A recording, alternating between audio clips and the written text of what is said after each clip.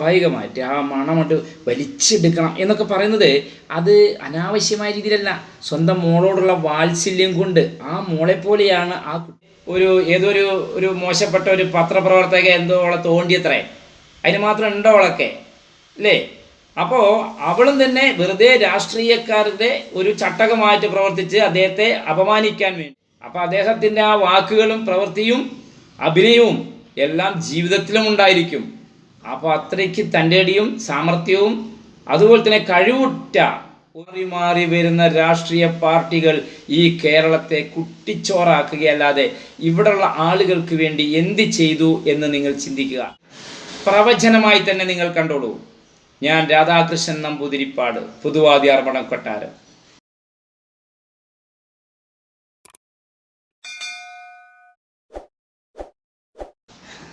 പ്രിയമുള്ളവരെ, നമസ്കാരമുണ്ട്. ഞാൻ രാധാകൃഷ്ണൻ നമ്പൂതിരിപ്പാടാണ്, പുതുവാദ്യാർ മഠം കൊട്ടാരത്തിൽ നിന്ന്, നിലമ്പൂര്. ഞാനിന്ന് പറയാൻ പോകുന്നത് മുമ്പ് പറഞ്ഞതിൻ്റെ ബാക്കിയാണ്. ബഹുമാനപ്പെട്ട നമ്മുടെ സുരേഷ് ഗോപിയുടെ വിജയത്തിൻ്റെ കാര്യമാണ് ഞാൻ പറയാൻ പോകുന്നത്. രാഷ്ട്രീയത്തിൽ ഓരോ രാഷ്ട്രീയ പാർട്ടികൾക്കും ഓരോരോ ആശയങ്ങളും ആദർശങ്ങളും ഉണ്ടായിരിക്കാം.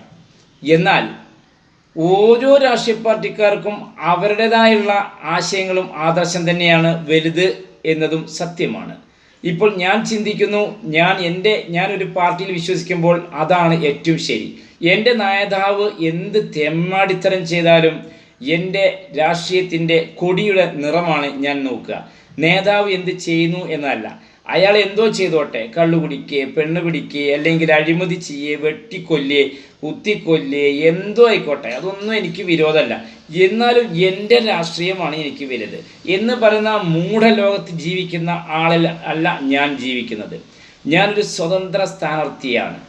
ശ്രീ സുരേഷ് ഗോപിയുടെ വിജയത്തിന് വേണ്ടി നിലമ്പൂർ ത്രിമൂർത്തി ക്ഷേത്രത്തിൽ, നിലമ്പൂർ കോവിലകത്തുമുറി എൻ്റെ കുടുംബക്ഷേത്രമായ നിലമ്പൂർ ത്രിമൂർത്തി ക്ഷേത്രത്തിൽ മൃത്യുഞ്ജയ ഹോമം ഇവിടെ പതിവായി ചെയ്യാനുള്ള ഒരു വഴിപാട് ഇവിടെ വന്നിട്ടുണ്ട്.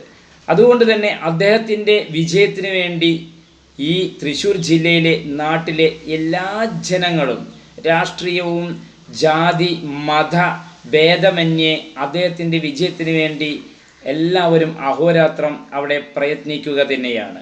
അദ്ദേഹത്തിൻ്റെ വിജയം ഒരു രാജ്യത്തിൻ്റെ അല്ലെങ്കിൽ നമ്മുടെ ഭാരത സംസ്കാരത്തിൻ്റെ വിജയമായിട്ട് നമ്മൾക്ക് ആഘോഷിക്കാം വരും ദിവസങ്ങളിൽ. കാരണം അദ്ദേഹത്തിൻ്റെ വിജയം സുനിശ്ചിതമാണ്, അതിലൊരു തർക്കവും വേണ്ട. അവിടുത്തെ ജനങ്ങൾ, അവിടുത്തെ നല്ലവരായ ജനങ്ങൾ അദ്ദേഹത്തെ ഇപ്പോൾ തന്നെ മനസ്സുകൊണ്ട് അദ്ദേഹത്തെ വിജയിപ്പിച്ചു കഴിഞ്ഞു. പ്രത്യേകിച്ച് ഓട്ടോ ഡ്രൈവർമാരുടെയും അതുപോലെ എനിക്കറിയുന്ന ഒരുപാട് സ്ഥലങ്ങൾ അവിടെയുണ്ട്, ശക്തൻ സ്റ്റാൻഡിലടക്കമുള്ള.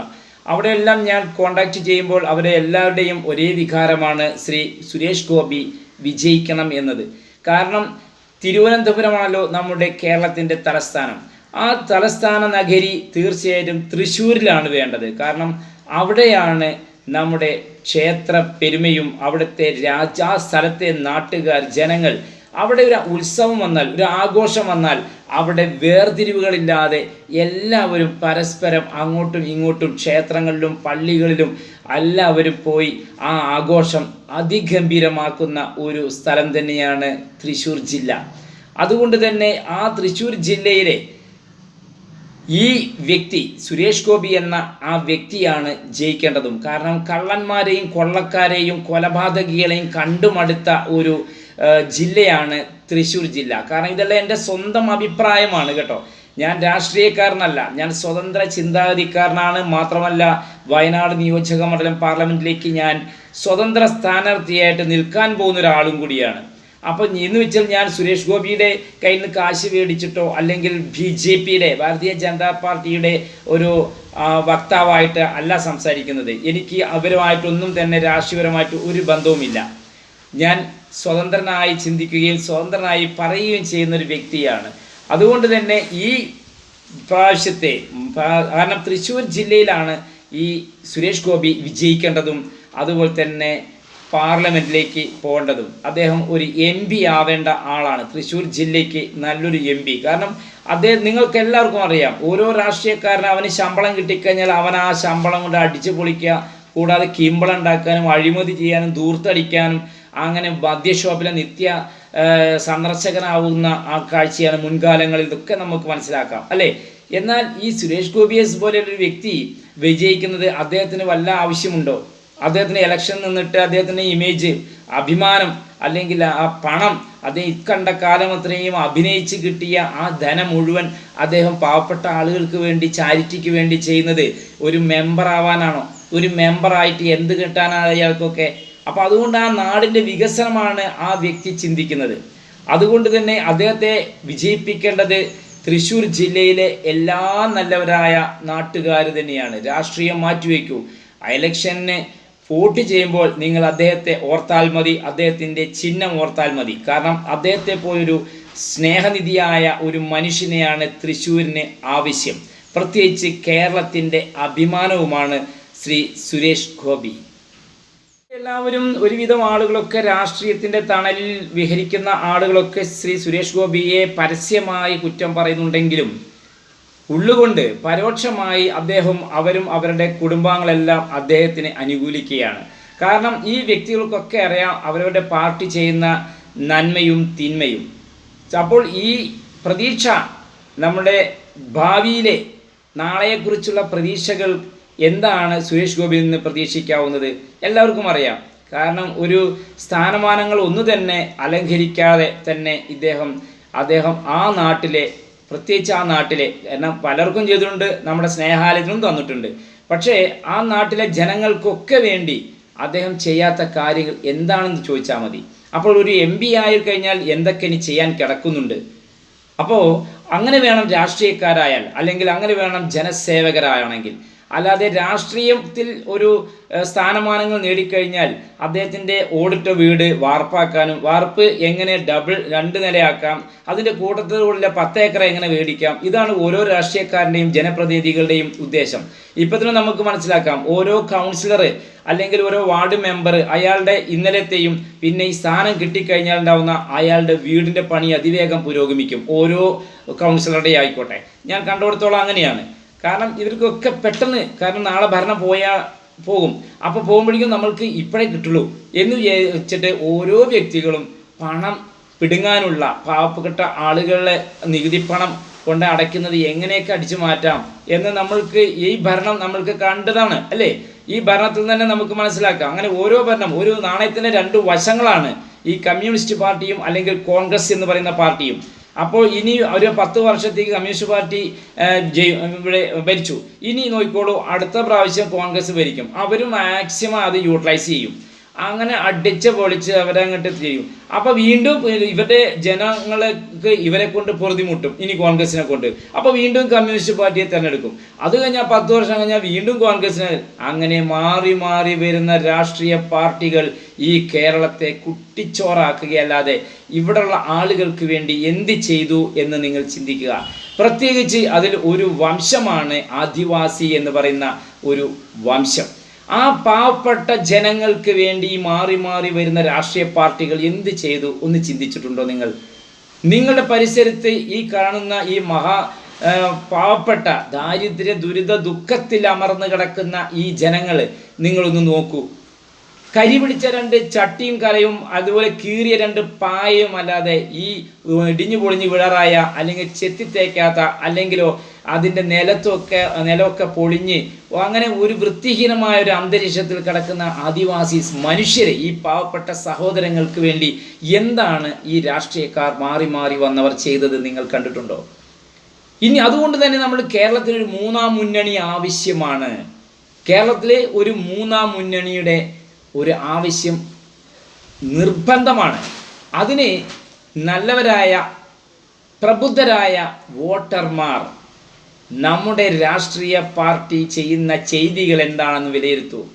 എത്ര പേര് ആ പാർട്ടി കൊണ്ട് കണ്ണീര് കുടിച്ചു, ഇന്നും കണ്ണീര് കുടിക്കുന്നു, ഇന്നും നരകിക്കുന്നു. എവിടെയും അശാന്തി, എവിടെയും ഭയം, ഏത് സമയത്തും അക്രമം. ഇതല്ലേ നമ്മുടെ രാഷ്ട്രീയ പാർട്ടികളെ കൊണ്ട് നമ്മൾക്ക് കിട്ടാൻ പോകുന്ന കാര്യങ്ങൾ. ഇതിനെല്ലാം വിഭിന്നമായ രീതിയിൽ എവിടെയും ശാന്തിയും സമാധാനവും സന്തോഷവും പ്രദാനം ചെയ്യുന്ന ഒരു പാർട്ടിയാണ് അല്ലെങ്കിൽ ഒരു ഭരണമാണ് നമ്മൾക്ക് ആവശ്യം ജനങ്ങൾക്ക്.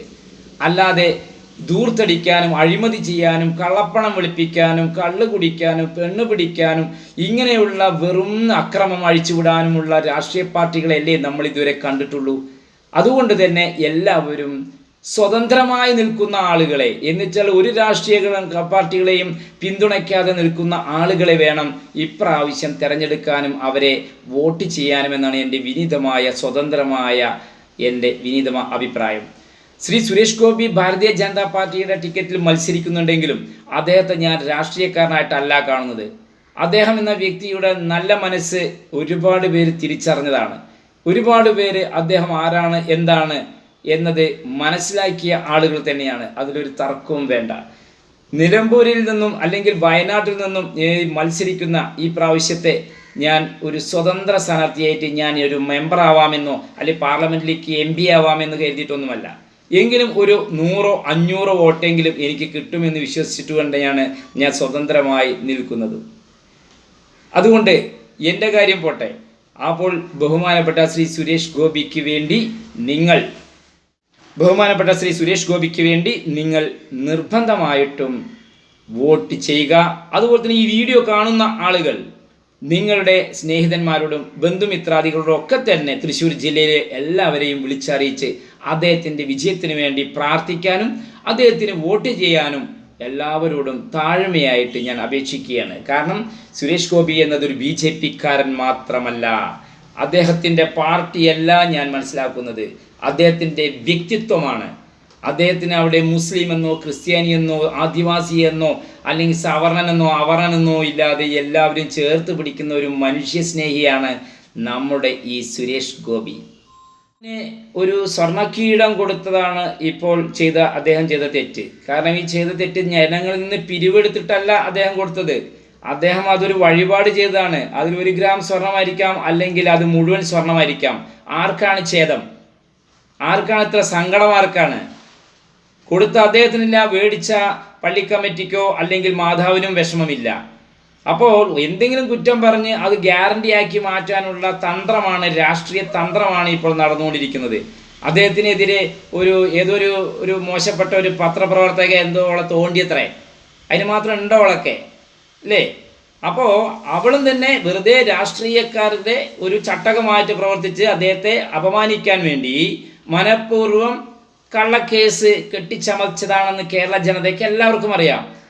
അപ്പോൾ ഇതുപോലുള്ള രണ്ടാംകട കളികളും വേലകളൊക്കെ മനസ്സിൽ വെച്ച് അദ്ദേഹത്തിനോട് പെരുമാറണ്ട. അദ്ദേഹം ഒരു നടനും കൂടിയാണെന്ന് മറക്കരുത് നിങ്ങൾ. കാരണം അദ്ദേഹത്തിൻ്റെ സിനിമകളൊക്കെ നമ്മളെല്ലാവരും കണ്ടിട്ടുണ്ട് അല്ലേ? അപ്പോൾ അദ്ദേഹത്തിൻ്റെ ആ വാക്കുകളും പ്രവൃത്തിയും അഭിനയവും എല്ലാം ജീവിതത്തിലും ഉണ്ടായിരിക്കും. അപ്പോൾ അത്രയ്ക്ക് തൻ്റെ അടിയും സാമർഥ്യവും അതുപോലെ തന്നെ കഴിവുറ്റ ഒരു സ്ഥാനാർത്ഥിയാണ് ശ്രീ ബഹുമാനപ്പെട്ട സുരേഷ് ഗോപി. അദ്ദേഹത്തിൻ്റെ വിജയം നമ്മൾ ആഘോഷിക്കും. അദ്ദേഹത്തിന് പരാജയം സംഭവിക്കില്ല. ഇത് എൻ്റെ വാക്ക്. ഇത് പുതുവാദ്യാർമഠം കൊട്ടാരം, നിലമ്പൂരിലെ പുതുവാദ്യാർമഠം കൊട്ടാരത്തിലെയും നിലമ്പൂർ ത്രിമൂർത്തി ക്ഷേത്രത്തിൻ്റെയും വാക്കാണ്. അദ്ദേഹം ജയിച്ചിരിക്കും. ഇത് പ്രവചനമായി തന്നെ നിങ്ങൾ കണ്ടോളൂ. ഞാൻ രാധാകൃഷ്ണൻ നമ്പൂതിരിപ്പാട്, പുതുവാദ്യാർമഠം കൊട്ടാരം.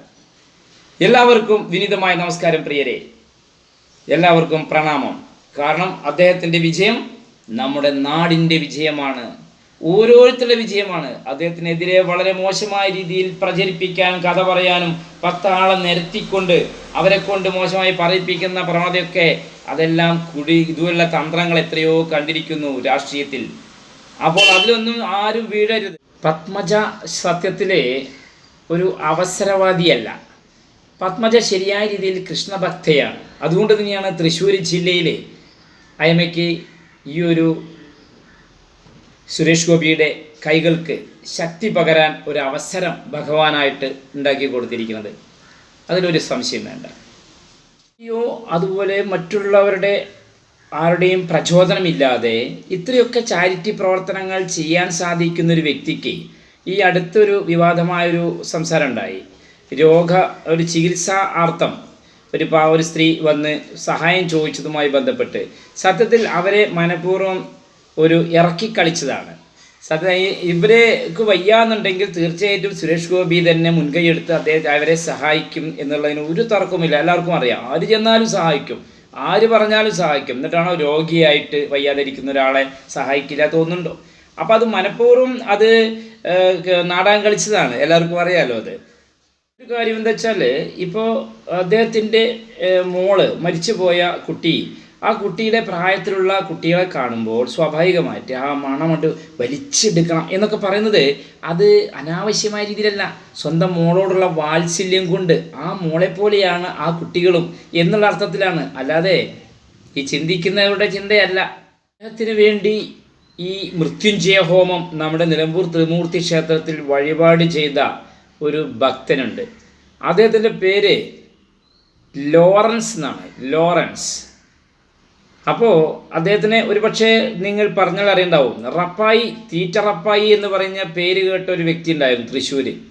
അദ്ദേഹത്തിന് എനിക്കറിയാം, റപ്പായി ചേട്ടനെ എനിക്കറിയാം. അപ്പോൾ അദ്ദേഹത്തിൻ്റെ ബന്ധുവാണ് ഈ ലോറൻസ് എന്ന് പറയുന്ന വ്യക്തി. തീർച്ചയായിട്ടും ഇദ്ദേഹത്തിൻ്റെ വിജയം സുനിശ്ചിതമാണ്. വിജയസാധ്യത എല്ലാവർക്കും അറിയുകയും ചെയ്യാം. ഇദ്ദേഹത്തിൻ്റെ തിരക്കെല്ലാം ഒഴിഞ്ഞ്, സ്ഥാനാരോഹണമൊക്കെ കഴിഞ്ഞ് ഒഴിവുപോലെ നിലമ്പൂർ സ്നേഹാലയത്തിലെ കുട്ടികളുടെ കൂടെ ഈ നിലമ്പൂരിൻ്റെ മണ്ണിലേക്ക്, ഈ മലപ്പുറം ജില്ലയിലേക്ക് ശ്രീ സുരേഷ് ഗോപി ഇവിടെ എത്തിയിരിക്കും. ഇത് നിലമ്പൂർ ത്രിമൂർത്തികളാണ് സത്യം. എല്ലാവർക്കും വിനീതമായ കൂപ്പുകൈ. നമസ്തേ.